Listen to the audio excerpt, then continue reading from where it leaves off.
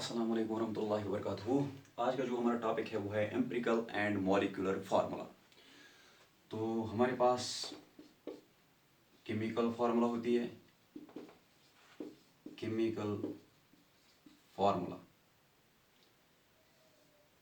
ये जो chemical formula होती है ये क्या होती है? Chemical formula it's a brief representation, a brief representation of the substance. It is a brief representation of the substance in terms of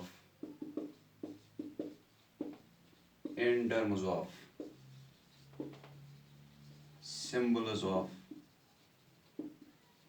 various elements.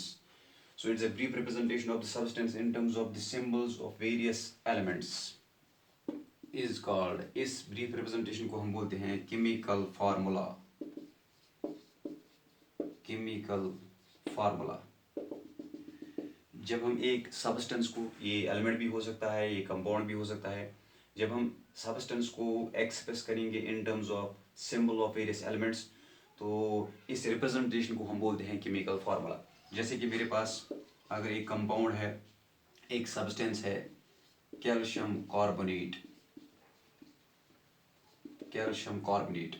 तो इसको हम रिप्रेजेंट करते हैं in terms of symbol. Calcium का symbol, carbonate ion का symbol वो है CO3। तो जो ये फार्मूला है ये है chemical formula of calcium carbonate, ठीक है ना। तो जो ये केमिकल फार्मूला है, केमिकल फार्मूला ये होती है दो तरह की। एक one type is empirical formula, and second type is molecular formula. इसका मतलब है जो केमिकल फार्मूला होती है ये दो तरह की होती है, एक एम्पिरिकल फार्मूला, दूसरा टाइप जो है इसका वो है मॉलिक्यूलर फार्मूला। तो पहले हम देखते हैं एम्पिरिकल फार्मूला किसको कहते हैं, उसके बाद देखेंगे मॉलिक्यूलर फार्मूला किसको कहते हैं।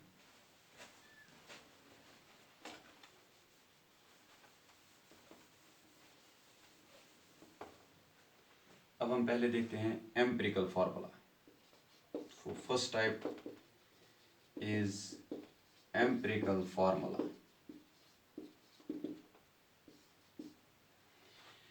ये वो फार्मूला होती है जिसमें सिंपलेस्ट होल नंबर रेशियो हमें मिलता है between atoms in A compound. So it is the formula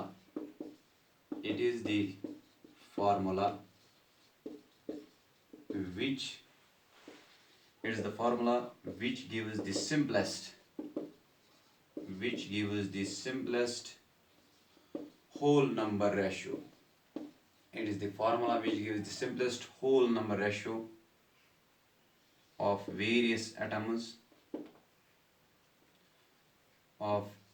simplest whole number ratio of atoms of various elements, present in one molecule of the compound, present in one molecule of the compound.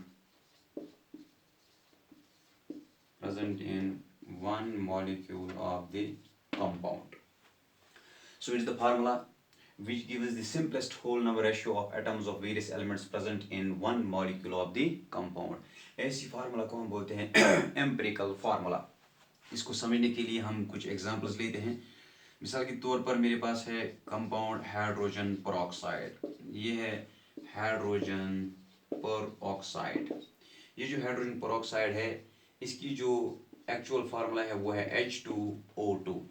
तो यहाँ पे हम 2 common factor लेते हैं, तो इसका जो simplest whole number ratio बन जाएगा वो बन जाएगा 2 1 2, 2 1 2।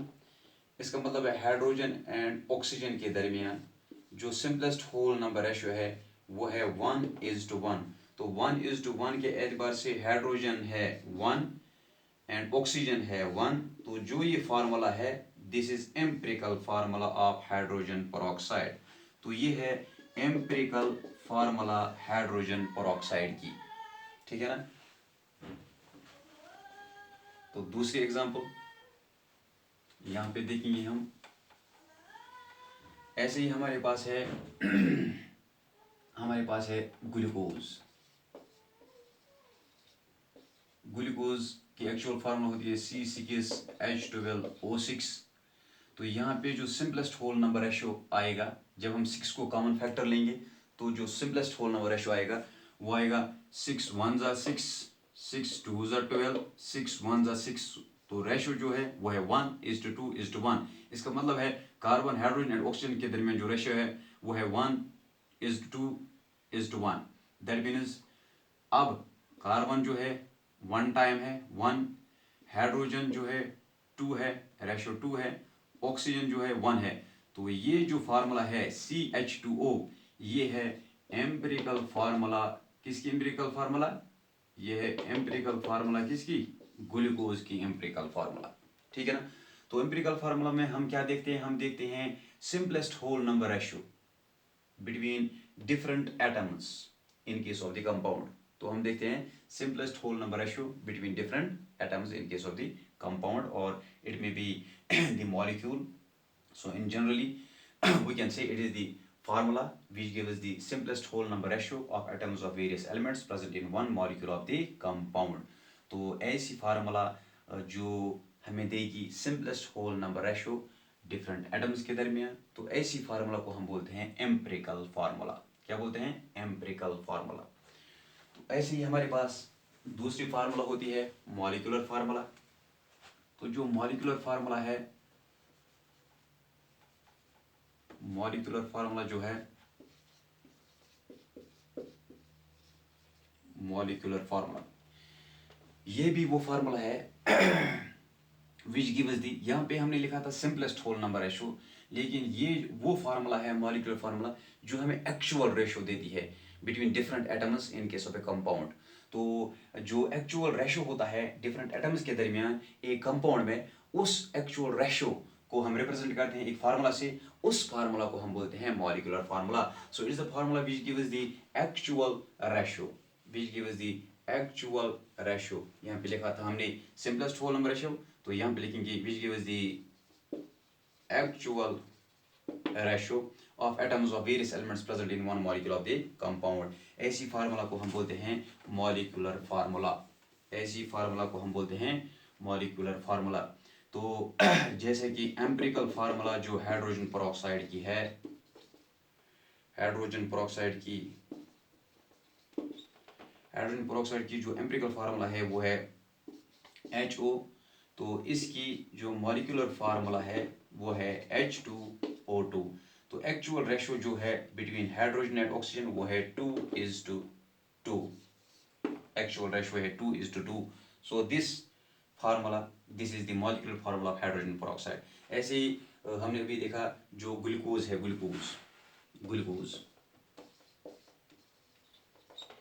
ग्लूकोज की एम्पिरिकल फार्मूला वो है CH2O. तो इसकी एक्चुअल रेशियो जो है between different atoms, between carbon hydrogen and oxygen, वो है 6:12:6. इस एतबार से जो रेशियो है between carbon hydrogen and oxygen वो है 6:12:6. तो जो फार्मूला हमें मिलेगी C6H12O6, ये है मॉलिक्यूलर फार्मूला ऑफ ग्लूकोज. ये है ग्लूकोज की मॉलिक्यूलर फार्मूला. तो जो एम्पिरिकल फार्मूला होती है, मॉलिक्यूलर फार्मूला होती है किसके बराबर? N into empirical formula. Molecular formula होती है N इंटू एम्पिरिकल फार्मूला. यहाँ पे जो ये N है ये एक कॉमन फैक्टर है. N जो यहाँ पे है ये कॉमन फैक्टर है. ये N जो है 1 भी हो सकता है, 2 3 4 5 6 सो ऑन. ये कॉमन फैक्टर है N. तो मॉलिक्यूलर फार्मूला होती है N इंटू एम्पिरिकल फार्मूला. अब हम एक टेबल देखेंगे.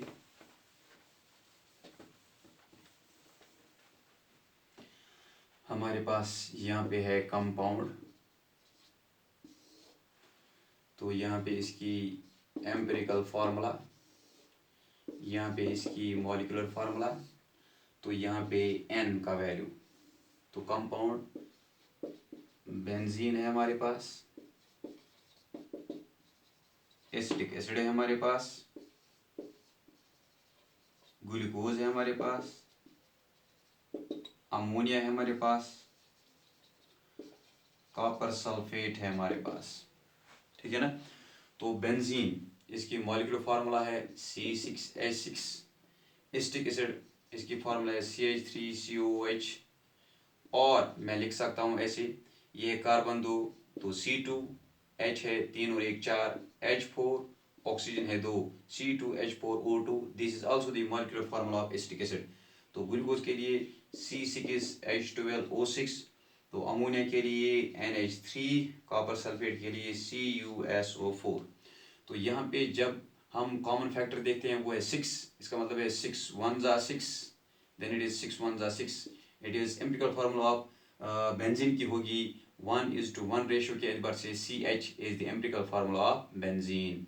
तो यहाँ पे है C2H4O2, तो कॉमन फैक्टर आएगा 2, 2 1 2, 2 2 4, देन 2 1 2, तो रेशियो होगा 2 2, रेशियो होगा 1:2:1, 2 1 2, then it is 2 2 4, then it is 2 1 2, ratio होगा 1:2:1। इसका मतलब है 1 कार्बन 1:2, हाइड्रोजन है 2, ऑक्सीजन 8:1, सो CH2O। ऐसे ये 2:4:2 divide by 2 divide by 2 divide by 2, 2 1 2 2 2 1, तो कार्बन हाइड्रोजन ऑक्सीजन का रेशियो होगा CH2O।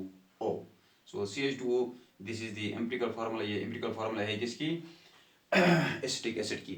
ऐसे ही अभी हमने देखा जो ग्लूकोज है, ग्लूकोज की मॉलिक्यूलर फार्मूला है C6H12O6, तो यहाँ पे कॉमन फैक्टर है वो है 6, तो इस एतबार से यहाँ पे जो फार्मूला है वो है एम्पिरिकल फार्मूला CH2O। तो यहाँ पे एम्पिरिकल फार्मूला होती है NH3, यहाँ पे एम्पिरिकल फार्मूला है CuSO4। इसका मतलब है यहाँ पे जो N है वो है कॉमन फैक्टर यहाँ पे 6, तो यहाँ पे कॉमन फैक्टर है जो है वो है 2, यहाँ पे भी कॉमन फैक्टर जो है वो है 6, क्योंकि हमने ऐसे किया 6 ये is to 6, 6 डिवाइड बाई 6 1 6, 6 2 12, 6 1 6। इसका मतलब है जो यहाँ पे कॉमन फैक्टर है वो है 6, तो यहाँ पे है 1, यहाँ पे है 1। अगर n 1 के बराबर होगा तो जो एम्पिरिकल फार्मूला होगी वही मॉलिक्यूलर फार्मूला होगी उस टाइम, ठीक है ना। तो एम्पिरिकल फार्मूला अभी हमने देखा, जो एम्पिरिकल फार्मूला मॉलिक्यूलर फार्मूला होती है, मॉलिक्यूलर फार्मूला होती है ये होती है n इनटू एम्पिरिकल फार्मूला। अगर अब हमें n निकालना है तो n किसके बराबर होगा, n होगा मॉलिक्यूलर फार्मूला के बराबर, molecular formula divide by empirical formula. अगर हमें n निकालना होगा तो हम लिखेंगे molecular formula divide by empirical formula n निकालने के लिए। तो इंशाल्लाह अगले टॉपिक में हम देखेंगे कि कैसे हम एम्पिरिकल एंड मॉलिक्यूलर फार्मूला को कैलकुलेट कर सकते हैं। इंशाल्लाह वो हम देखेंगे अगले लेक्चर में। Thank you for watching.